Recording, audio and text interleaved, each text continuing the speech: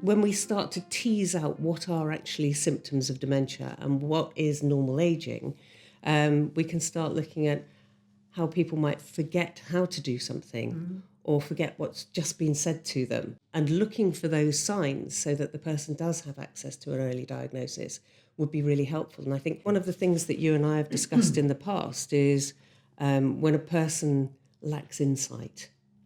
So it's not that they're being difficult or they're in denial, but they actually lack insight into the fact that something isn't right in their brain and they're having difficulty in retaining information.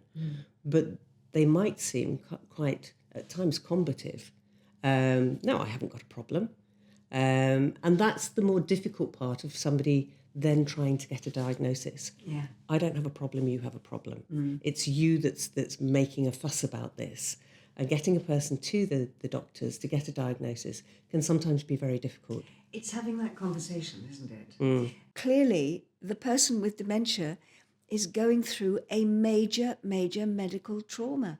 And the sooner that people get to realise that in their loved ones or in themselves, the easier it is to have a conversation about what that disease is, how we can deal with it, how it can be diagnosed, and what it means thereafter. If you can't see what is happening inside the head, inside the brain, then I totally understand and have had the experience myself of knowing that as family members, as loved ones, you can't. It's difficult to come to grips with what's actually happening.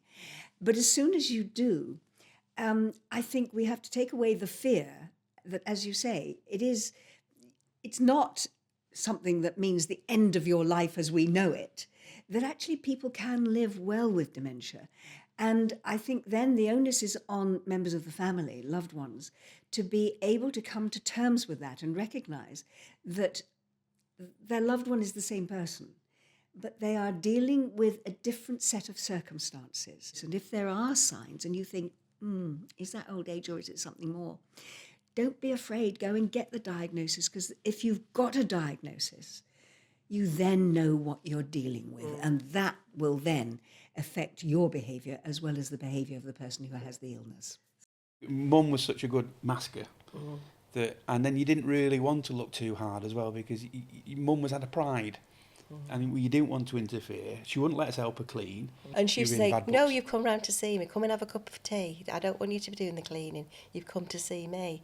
Because that's the other thing as well, when you lose being a daughter and just going round as a daughter to actually becoming the cleaner, the housekeeper, the carer, making sure that they're clean and they've had the medication and they're eating okay and stuff like that. And she had to acknowledge the fact that she couldn't do it anymore. And that sounds like a really difficult conversation. I know when we're doing education sessions for people, those difficult conversations, at what point do you say you could no longer cope at home, Mum? Yeah, and there's a sort of a feeling that you're having to face these sort of uncomfortable truths, and they're uncomfortable for everyone. They're uncomfortable for the person who's experiencing the changes, but definitely, and it's quite interesting. You talked about you just wanted to be the daughter still, not to be the person. And she wanted me just to be the daughter still, not to come in and because that was Mum was in a lot of denial.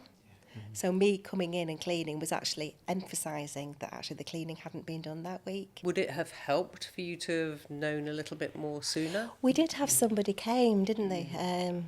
Because we did go to the doctor. We were at the memory clinic in Stockport. Kathy was the support worker then. Kathy had come round, and at that point we were virtually living with Mum and Dad on shifts. And she said, Dave, you two are now in crisis. I said, no, we're all right. She said, no. She said, yeah, she says you're exhausted and you don't realise how tired you are. I mean, but you're in the middle of this whirlpool and you don't see what's going around you. You just think this is normal. And you slowly, with Mum, digress to this point where you're in this point of crisis and you're not realising it. How important was it for you to get a diagnosis? Oh, very important, because then there's more organisations and things available for you. So it is really important that they get the proper diagnosis. In the end, Mum ended up in a really good caring home, and, we could not be more thankful for that.